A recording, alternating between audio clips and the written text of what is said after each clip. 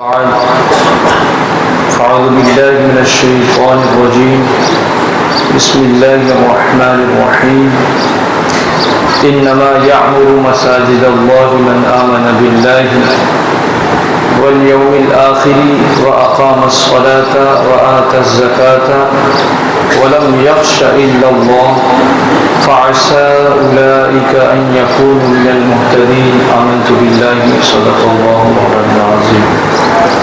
آئیے ہم اور آپ اپنی اور ساری کائنات کے مرکز عقیدت حضور نبی رحمت شفیع امت علی صدیق کا ساتھ معلم کائنات خلد نظارہ شہر آرزو جان تمنا ارواحنا فدا صلی اللہ تعالی علیہ وسلم کی مقدس بارگاہ میں اپنی عقیدت و محبت کا خراج اس طریقے سے پڑھاؤ میرے ساتھ مل کر پیش کرتے ہیں. پڑھیے الصلاۃ والسلام علیک یا رسول اللہ، الصلاۃ والسلام علیک یا حبیب اللہ، الصلاۃ والسلام علیک یا نبی اللہ، الصلاۃ والسلام علیک یا نور اللہ،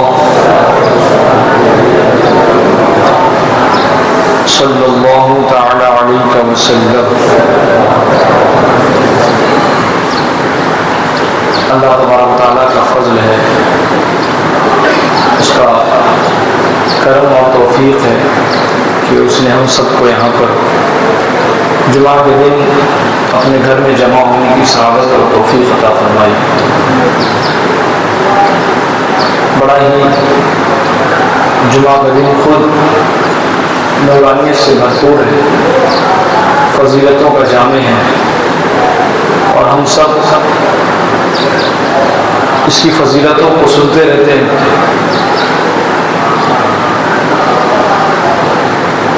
اور فضیلتوں کو سننے کے بعد کوشش یہ ہوتی ہے کہ ہم اور آپ اس کی فضیلتوں سے مالا مال ہو سکیں، لطف اندوز ہو سکیں، ثواب کی مستحق بن سکیں. اہل ایمان جب کبھی اخروی فائدہ یا اس کا ذکر سنتے ہیں تو یقین مانیے کہ اہل ایمان کا دل مچل جاتا ہے، بے قرار ہو جاتے ہیں، اور یہ کوشش ہوتی ہے کہ کہیں سے کوئی ایسا موقع مل جائے جس سے ہمیں نیکی کمانے کا موقع مل جائے تو ہم اسے چھوڑیں گے نہیں بلکہ اسے حاصل کر کے رہیں گے. مومن جو ہے نیکیوں کا حریص ہوتا ہے، نیکیوں کی لالچ اس کے دل میں ہوتی ہے.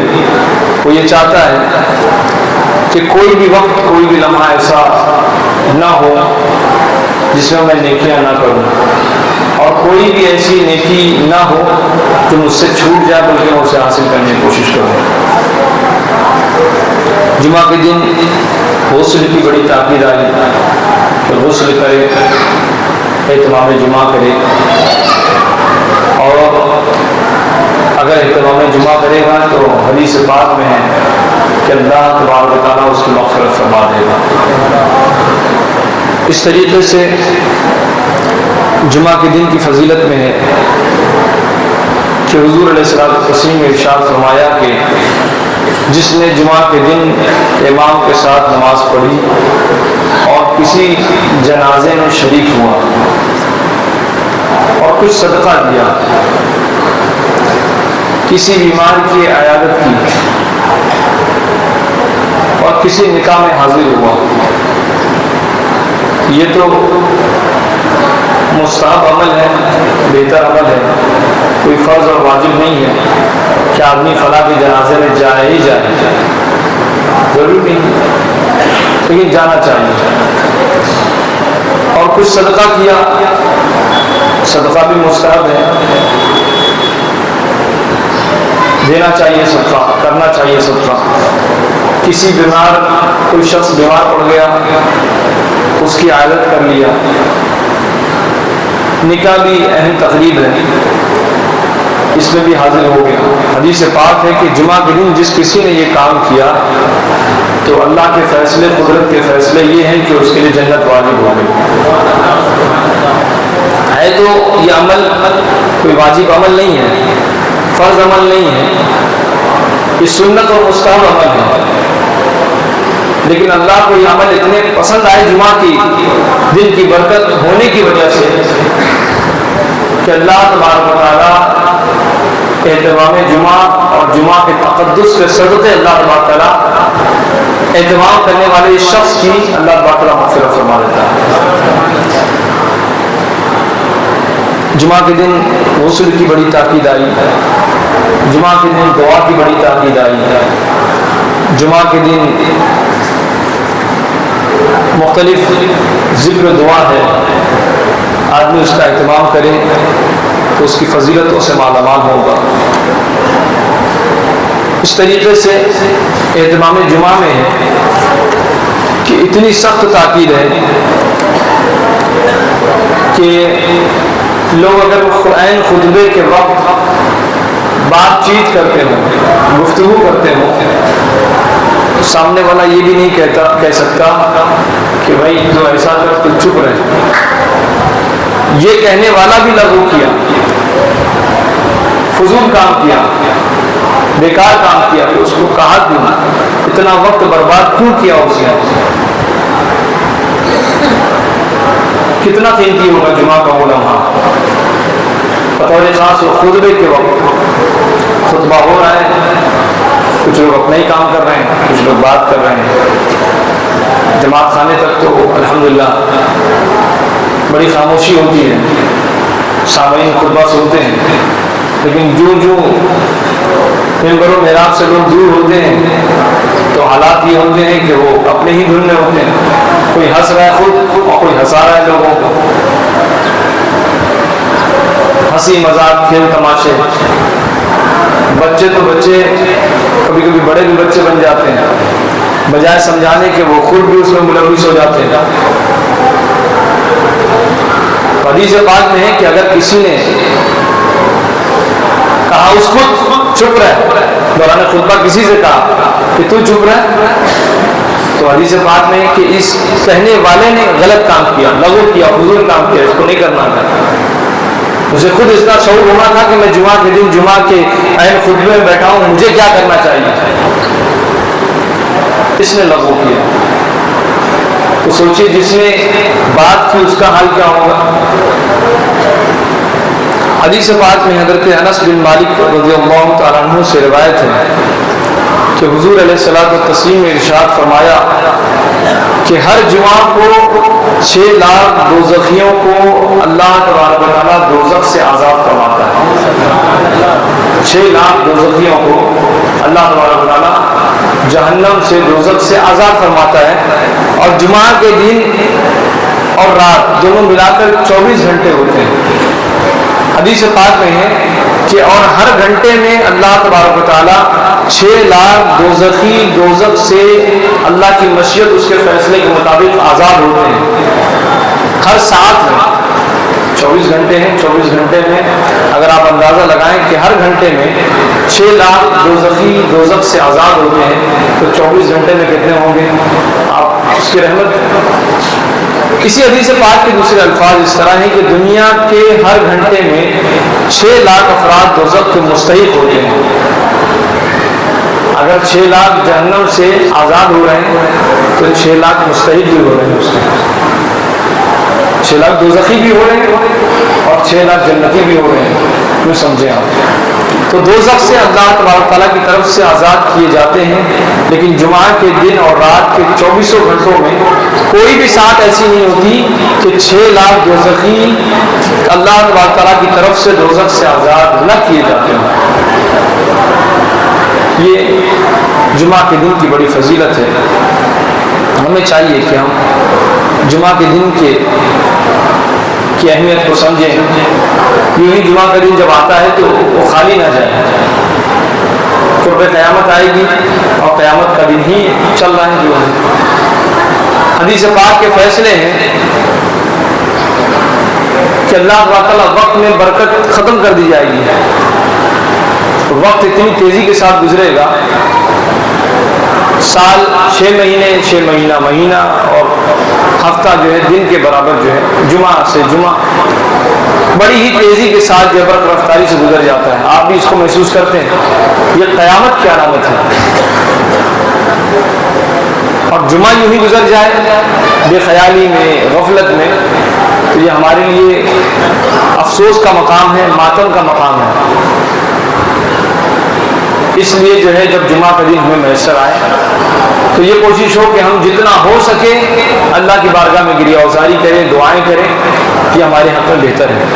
میں نے جس آیت کریمہ کی تلاوت کا شرف حاصل کیا، اللہ تبارک تعالیٰ اس میں ارشاد فرماتا ہے مسجد کے حوالے سے کہ اللہ تبارک تعالیٰ کے وہ بندے جو مسجد تعمیر کرتے ہیں ان کا حال یہ ہے کہ وہ اللہ پر ایمان لاتے ہیں، آخرت کے دن پر ایمان لاتے ہیں، اور مسجد تعمیری اس لیے کرتے ہیں کہ وہ نماز قائم کریں، نماز قائم کریں، زکوٰۃ دیں اور اللہ کے سوا کسی سے نہ ڈریں، اللہ کے علاوہ بے خوف رہیں، اللہ سے ہی ڈریں، اللہ کے علاوہ کسی سے نہ ڈریں. فَعَسَىٰ أُولَٰئِكَ أَن يَكُونُوا مِنَ الْمُهْتَدِينَ، قریب ہے یہی لوگ ہدایت پائیں گے، یہی لوگ مراد کو پہنچیں گے، یہی لوگ کامیابی کو پہنچیں گے. حدیث پاک ہے. صرف مسجد بنا لیں، نمازی نہ ہو، اس کی بہت ساری مثالیں ہم نے ماضی میں دیکھی ہیں اور اب تک دیکھ رہے ہیں. مسجدیں بنا لی، نمازی نہیں ہے، مسجدیں بنا لی اور نمازی نہیں ہے. آپ تاریخی شہروں کا جائزہ لیں، بہت ساری ایسی مسجدیں ہیں آج ان میں جانور ان مساجد کی بے حرمتی کر رہے ہیں. گدھے، گائے، بیل، بھینس چھوڑ دیے جاتے ہیں اس میں، کتے اس میں پیشاب کر رہے ہیں، پاخانہ کر رہے ہیں. اتنا ہی نہیں بلکہ جو نشہ کرتے ہیں، نشہ کرنے والے لوگ بھی اڈا تلاش کرتے ہیں کہ ان کو کوئی ایسا سینٹر ملے، سینٹر پوائنٹ، خفیہ راستے ایسے مل جائیں، بیٹھنے کی کوئی ایسی بیٹھکا مل جائے کہ جہاں پر بیٹھ کر وہ اپنے دل کو تسکین پہنچائیں. وہاں پر چرس، گانجا، افیون، نہ جانے کیا کیا، شراب پینا، تمام چیزیں. یہ کہاں ہو رہا ہے؟ خانہ خدا میں. یہ اللہ کے گھر میں ہو رہا ہے. بنانے والے نے بڑی ہی نیک نیتی کے ساتھ مسجد بنائی تھی، سرمایہ بھی خرچہ کیا تھا، بڑی امیدیں بھی لگائی تھی کہ لوگ نماز پڑھیں گے، اس کا ثواب مجھ کو ملے گا. لیکن اس کے برعکس لوگوں نے مساجد کا جو حال کیا وہ آپ کی نگاہوں کے سامنے ہے. دلی کے اندر بہت سارے تاریخی مساجد موجود ہیں، حیدرآباد میں تاریخی مساجد، خود ہمارے ریاست مہاراشٹر میں آپ چلے جائیں، اورنگ آباد، خلد آباد، دولت آباد، یہ تاریخی شہر ہیں، ہمارے ریاست کے تاریخی شہر ہیں. آپ جائیں اور اندازہ لگائیں اتنی مساجد پڑی ہے، اس کا کوئی مثال حال نہیں ہے. ایک دور تھا لوگ کشا نماز کے لیے چلے آتے تھے، کھچے نماز کے لیے چلے آتے تھے. اذان میں وہ تاثیر تھی، اذان ہوتی تھی، لوگ آبادیاں تو اتنی نہیں تھی لیکن لوگوں کے اندر بڑی ہمدردی تھی، محبت تھی، خلوص تھا اور وہ مسجد چلے آتے تھے. کہیں سفر پہ نکلے، راستے میں دیکھا مسجد ہے، مسجد پڑاؤ کیا، وہاں پر قافلے روکے اور نماز پڑھا، پھر اس کے بعد آگے بڑھتے رہے. مساجد کبھی جو ہے غیر محفوظ نہیں تھی، مساجد غیر آباد نہیں تھی، اور مساجد کا تقدس ویسے ہی برقرار تھا جس نیت سے واضح نے بنانے والے نے اس کو بنایا تھا. لیکن جو رفتہ زمانہ گزرتا گیا، مساجد سے دوری نے ہمیں اپنی آبادیوں کی مسجد سے بھی دور کر دیا. مساجد کی دوری، دین سے دوری کا یہ حال ہے کہ ہم جس آبادی میں رہتے ہیں اس مسجد کو بھی ہم نے ویران کر دیا.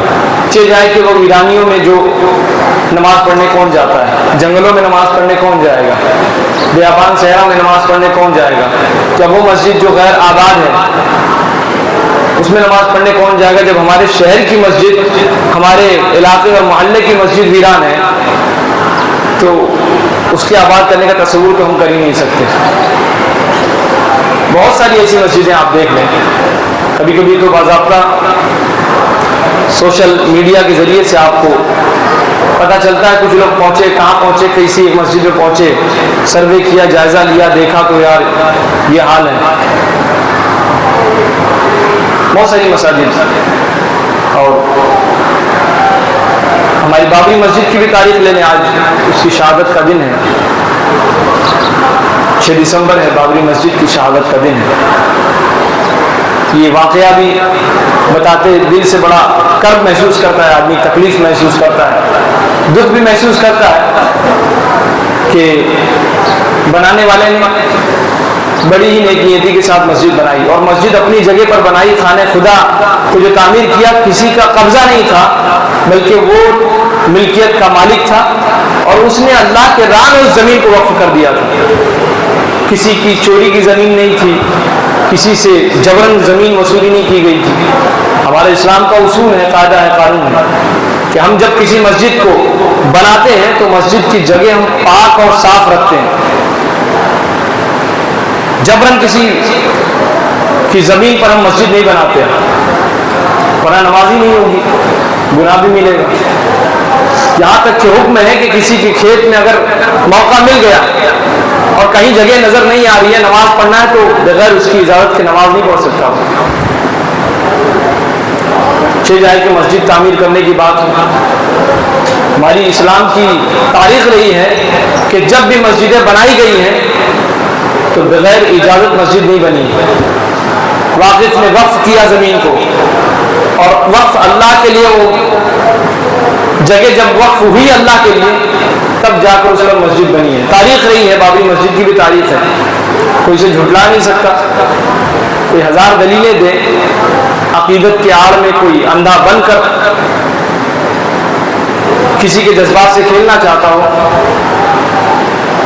تو یہ الگ بات ہے، لیکن حقیقت حال یہ ہے کہ بابری مسجد جس جگہ تھی وہ جگہ اللہ کے لیے وقف کردہ زمین تھی وہ، اور ایسا نہیں ہے کہ مسجد ٹوٹ گئی تو اس کا سلسلہ رشتہ ختم ہو گیا اس زمین سے، نہیں، جہاں مسجد ایک بار بن گئی تو صبح قیامت تک وہ جگہ مسجد کے لیے وقف ہے۔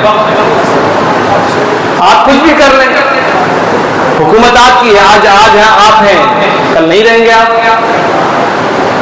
فرعون کا بھی دور تھا، زمانے نے دیکھا، نمرود کا بھی دور تھا، قارون کا بھی دور تھا، یہ سب ختم ہو گئے۔ یہ کوئی خدا نہیں تھے، یہ انسان تھے، اللہ نے انہیں وسعت دے دی تھی، ترقی دے دی تھی، مال و دولت فراوانی اور عیش و عشرت دے دیا تھا۔ یہ پل دو پل کے لیے تھے، انہوں نے اس پل دو پل کو اپنی زندگی کا پورا سرمایہ ہی سمجھ لیا تھا۔ یہ سمجھ رہے تھے کہ ہم رہتی دنیا تک رہیں گے اس دنیا میں، اللہ تعالیٰ نے انہیں پل بھر میں ختم کر دیا، پل بھر میں مٹ جائیے۔ شداد اپنی جنت بنایا تھا، داخل ہونے کا محتاج ہو گیا اور ختم کر دیا گیا۔ قارون کے خزانے، کئی 100 اونٹ پر قارون کے خزانے چلا کرتے تھے، قارون کے خزانے کی چابیاں ہوتی تھی صرف، تو خزانہ کتنا ہوگا آپ اندازہ لگائیں۔ فرعون، اللہ نے اسے بادشاہت دے دی، وہ بادشاہ کیا بنا کہ اپنے آپ کو خدا سمجھنے لگا، اللہ تعالیٰ نے اسے دریا نیل میں غرق کر دیا۔ یہ جابر اور ظالم جو ہے یہ زیادہ دن نہیں ٹکتے، اللہ تعالیٰ دیکھ رہا، اللہ تعالیٰ ظالموں کی ہر حرکت سے واقف ہے کہ ظالم کیا کر رہا ہے، اور اللہ ہی کافی ہے ان ظالموں کے لیے۔ ہم اور آپ کیا کر سکیں گے؟ ہم اور آپ ظلم سہ سکتے ہیں یا ظلم کر سکتے ہیں، دو ہی چیز ہے، یا تو ہم ظالم بنے یا مظلوم بنے۔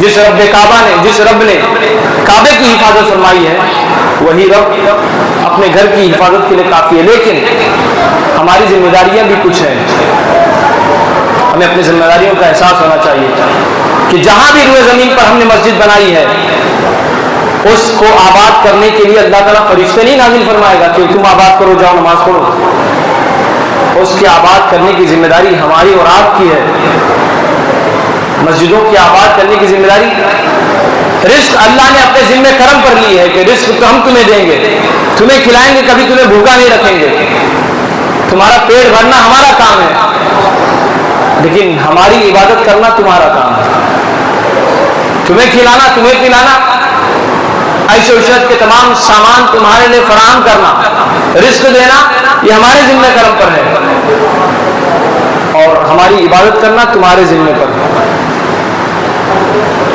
دوسرا کوئی ہے ہی نہیں کوئی معاملہ۔ یہ سودا اتنا سیدھا ہے، سیدھا سادہ اور اچھا سودا ہے، لیکن ہم نے اس سودے کو اختیار نہیں کیا، اور نتیجہ کیا ہے؟ آج ہماری مساجد ہمارے ہاتھ سے جاتی ہوئی نظر آ رہی ہے،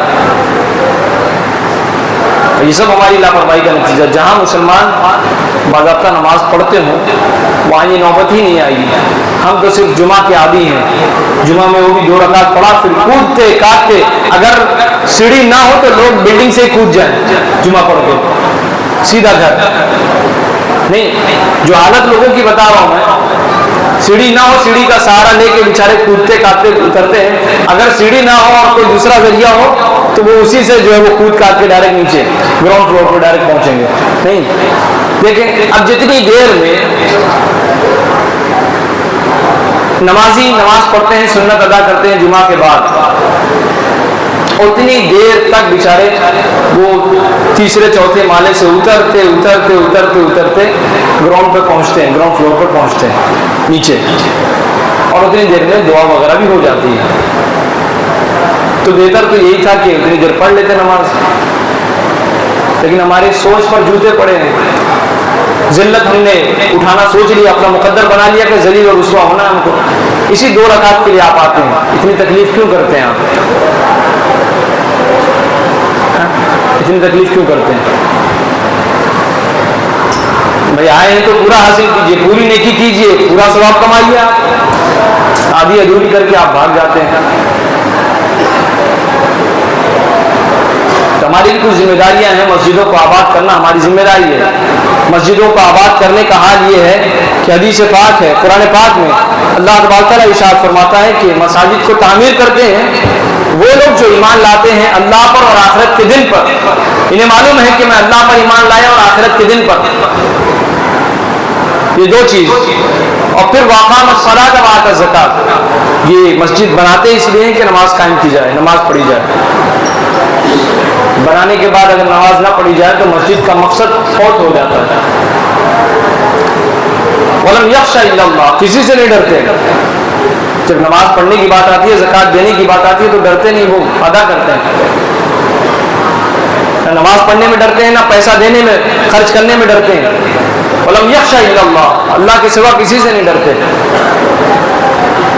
فَعَسَىٰ أُولَٰئِكَ أَن يَكُونُوا مِنَ الْمُهْتَدِينَ، قریب ہے، ان قریب یہی لوگ ہدایت پانے والے ہیں، انہیں اللہ تبارک و تعالیٰ راہ راست کا مسافر بنائے گا، یہی لوگ ہیں، کوشش تو کریں آپ۔ حدیث پاک ہے کہ سرکار فرماتے ہیں کہ جو شخص اچھی طرح وضو کرے اور فرض نماز کے لیے مسجد میں جائے اور پھر نماز پڑھی، گھر سے وضو کیا، پاک صاف ستھرا ہو کر مسجد پہنچا، مسجد پہنچنے کے بعد مسجد میں جا کر نماز پڑھی، اتنا عمل ہے، کتنا معمولی عمل، لیکن حدیث پاک میں سرکار فرماتے ہیں کہ اللہ تبارک تعالیٰ اس کی مغفرت فرما دے گا۔ آپ مغفرت کے لیے اتنی بھیک، اتنی دعا مانگتے ہیں، وہ بھی بے ترکی دعائیں، بے ترکی بھیک، بے ترکی عبادت،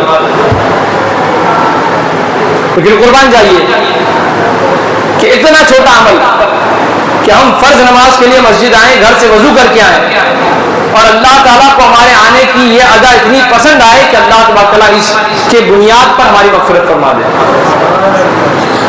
کتنی معمولی چیز ہے، لیکن ہمارے لیے میزان عمل میں حشر کی رسوائیوں سے بچانے کے لیے کافی ہے۔ اس طریقے سے حدیث پاک ہے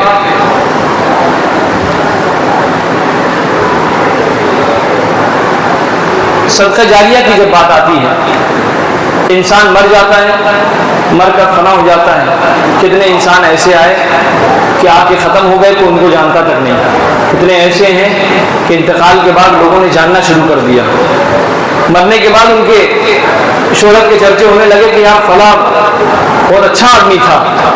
لوگ جیتے جی اس کو نہیں جانتے تھے, لیکن مرنے کے بعد اب یہ سوچتے ہیں کہ اس سے شناسائی ہو جائے, ہم اسے جان جائیں کہ ہے کون وہ. تو کچھ ایسے کام بھی ہم کو کرنا چاہیے جو ہمارے لیے ذریعہ نجات بن جائے. حدیث پاک میں ہے کہ سرکار فرماتے ہیں کہ سبع یجری العبد اجرہن وہو فی قبرہ بعد موتہ. 7 چیزیں ایسی ہیں کہ مرنے کے بعد جن کا ثواب اسے قبر میں ملتا رہتا ہے. مرنے کے بعد مرنے والے کو اس کا ثواب اس کی قبر میں ملتا رہتا ہے. حدیث پاک ہے کہ من علم علما, کسی نے کسی کو علم حاصل کرا دیا, کسی نے کسی کو کچھ سکھا دیا, کسی چیز کی تعلیم دے دی, علم دین سکھا دیا, اور او اجر نہرا, یا نہر بنا دی, پانی پینے کا انتظام کر دیا, نہر بنا دی, عوامی خدمت کر دی اس نے, لوگ اپنی ضرورتوں کو اس سے پورا کریں. آج کے دور میں تو نہر نہیں ہے, آج کے دور میں اکثر یہ پانی پینے کا جو سبیل وغیرہ ہوتی ہے اس کو بناتے ہیں لوگ, یا پانی کھود کر کنواں وغیرہ بنا دیتے ہیں, یا ہینڈ پائپ وغیرہ کا یوز کرتے ہیں, بورنگ وغیرہ کا. اس کے علاوہ او حفر بئرا, یا کنواں کھود دیا کسی کے لیے, کنواں بنا دیا, لوگ اس سے استفادہ کریں, فائدہ اٹھائیں, پانی پئیں, نہائیں دھوئیں, اپنی ضرورتوں کو پورا کریں. او غرس نخلا, یا کسی کے لیے درخت اگا دیا, پھلدار درخت کو اس نے اگایا اس کو, اور اس کی نیت یہ ہے کہ لوگ اس سے استفادہ کریں گے, سایہ لیں گے, اس کے پھل سے اپنی بھوک کو مٹائیں گے, اس سے فائدہ پہنچے گا ان کو, یہ اس کی نیت تھی. او بنا مسجد, یا اللہ کے لیے کسی نے مسجد بنا دی, مسجد تعمیر کر دی. او ورث مصحفا, یا مصحف قرآن پاک کو کہیں پر جو ہے وقف کر دیا کہ لوگ قرآن پاک کی تلاوت کریں گے, اس کا ثواب اس کو ملے گا. او ترک ولدا یستغفر له بعد موتہ, یا اپنی اولاد کو اتنی اچھی تربیت دیا ہے کہ مرنے کے بعد اس کی اولاد اس کے لیے دعائے مغفرت کرے.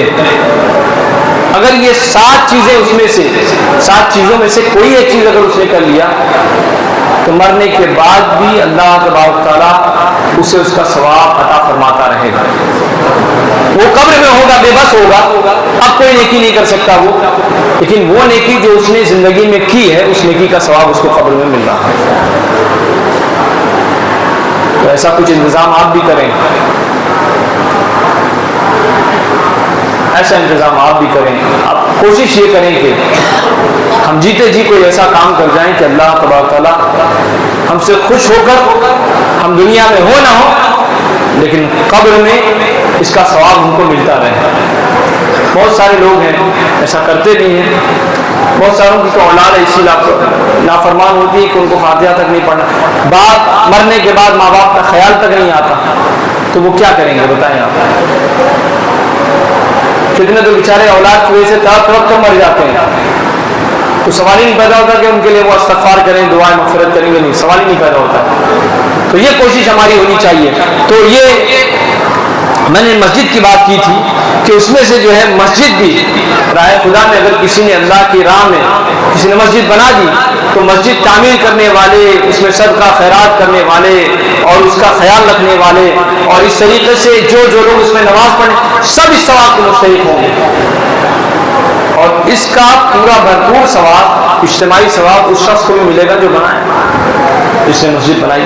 ہماری آبادیوں میں مسجد ہے لیکن ہم مسجدوں کا خیال نہیں کرتے. بہت سارے لوگ ہیں بیچارے آبادی میں رہنے کے بعد مسجد میں بیچارے عید یا بقرعید پر یا جمعہ پر جو ہے وہ مسجد آتے ہیں.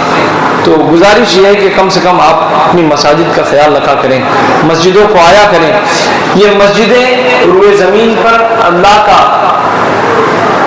حدیث پاک ہے کہ احب البلاد الی اللہ المساجد, کہ روئے زمین پر اللہ کے نزدیک پسندیدہ گھر یا پسندیدہ جگہ یا پسندیدہ شہر جو ہے اللہ کی بارگاہ میں، بلاد تو شہر کو ہی کہتے ہیں، تو پسندیدہ شہر اللہ کے یہاں مسجد ہے، اور سب سے بری جگہ اگر کوئی ہے تو وہ بازار ہے۔ کیوں؟ حدیث پاک میں ہے کہ اللہ تبارک و تعالیٰ مسجدوں میں رحمتوں کو نازل فرماتا ہے اور بازار میں زحمت نازل ہوتی ہے۔ اس لیے آئے دن آپ دیکھیں گے بازار میں کوئی اچھی باتیں تھوڑی ہوتی ہیں، کوئی گالی دے رہا ہے، کوئی جھوٹ بول رہا ہے، کوئی ناپ تول میں کمی کر رہا ہے، ہر طرح سے لوگ ہیں وہاں، اس لیے وہاں بے برکتی ہے، رحمت نہیں ہے۔ لیکن یہاں پر جو مسجد میں آ جائے گا تو اللہ کی رحمت کے سائے میں ہو جائے گا، اور پھر اللہ تبارک تعالیٰ کے مقدس فرشتے اس پر رحمتیں نازل فرماتے رہتے ہیں۔ تو مسجد ہے، آپ جب زیادہ ظلم کر لیں اپنے اوپر، آپ کو احساس ہونے لگے کہ بہت غلطی کر رہا ہوں، بہت غلط ہو رہا ہے مجھ سے، جب میں خود اپنے نفس پر بہت زیادہ زیادتی کر رہا ہوں، تو مسجد کی طرف لوٹ آئیں، مساجد میں اللہ کی بارگاہ میں سجدہ سجود ہو جائیں، گناہ ہلکے ہو جائیں گے، اللہ تعالیٰ معاف فرما دے گا، اور یہ ہمارے لیے ذریعہ نجات بن جائے گا۔ مسجدیں ویران ہیں، آپ میں نے حوالہ دیا، بابری مسجد کا بھی یہی حال تھا، کوئی کسر مسلمانوں نے چھوڑی نہیں تھی۔ ہم غیروں کو ذمہ دار تو ٹھہراتے ہی ہیں، وہ اسی لیے ہیں ہی، لیکن اس سے زیادہ ذمہ داری ہماری ہے کہ ہم نے مسجدوں کو ویران کرنے میں کوئی کسر باقی نہیں چھوڑی۔ اور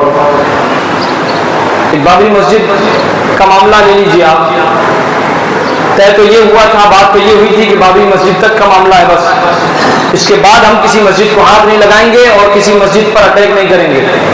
لیکن بابری مسجد کے معاملات کے بعد ان کے ہاتھ اتنے بلند ہو گئے، ان کی ہمت اتنی بڑھ گئی کہ وہ ہر مسجد پر دعویٰ کرتے چلے جا رہے ہیں، اور آپ بے بس ہیں، بے سہارا ہیں، اس لیے کہ کہیں نہ کہیں ہماری بھی اس میں بڑی کوتاہیاں ہیں، کہیں نہ کہیں ہماری کمی بھی رہ گئی ہے۔ ہم جنگلوں میں آباد جو مسجدیں اس کو بھی آباد کرنا یہ تو تھوڑا مشکل کام ہے، لیکن جو مسجدیں ہمارے گھر میں، ہمارے ڈور پر، ہمارے دروازے کے پاس جو مسجد ہے وہی خود ویران ہے، وہی خود ویران ہے۔ آپ یہ نہیں کہہ سکتے کہ ہم یہاں پڑھ لیتے ہیں وہاں پڑھ لیتے ہیں، یہاں کون پڑھے گا؟ یہاں بھی جو لوگ ہوتے ہیں وہ کہاں جاتے ہیں پڑھنے کے لیے؟ کتنے لوگ ہیں ہمارے یہاں نماز پڑھنے والے، آج تک نمازی بن نہیں سکے۔ باپ نماز پڑھتا تھا تو بیٹا نماز پڑھتا نہیں، تو نتیجہ کیا ہوگا؟ آپ اکیلے نماز پڑھ رہے ہیں، آپ اکیلے اپنی جنت حاصل کریں گے؟ نہیں، ہو نہیں سکتا۔ اگر آپ نے اپنی اولاد کی صحیح تربیت نہیں کی اور وہ بے نمازی ہے تو اس کا گناہ آپ کے سر بھی جانے والا ہے۔ آپ چین و سکون سے اپنی قبر میں نہیں رہ سکتے جب تک کہ آپ اپنی نسلوں کی، آپ اپنی آل اولاد کی، آپ اپنے خویش و اقربا کی بھی نماز کے حوالے سے تربیت نہ کر لیں۔ نماز اہم عبادت ہے، تو اس کا سوال بھی اہم ہے، اور اس پر ملنے والا عذاب بھی اہم ہوگا، بڑا ہی دردناک عذاب ہوگا اس پر۔ اس لیے ان تمام چیزوں کو مد نظر رکھتے ہوئے ہم سب کو غور و فکر کرنے کی ضرورت ہے۔ اللہ تبارک و تعالی ہم سب کو نیکیوں کی توفیق عطا فرمائے۔ دوران گفتگو جو بھی خطا ہوئی پروردگار مجھے معاف فرمائے۔ استغفر اللہ ربی من کل ذنب واتوب الیہ۔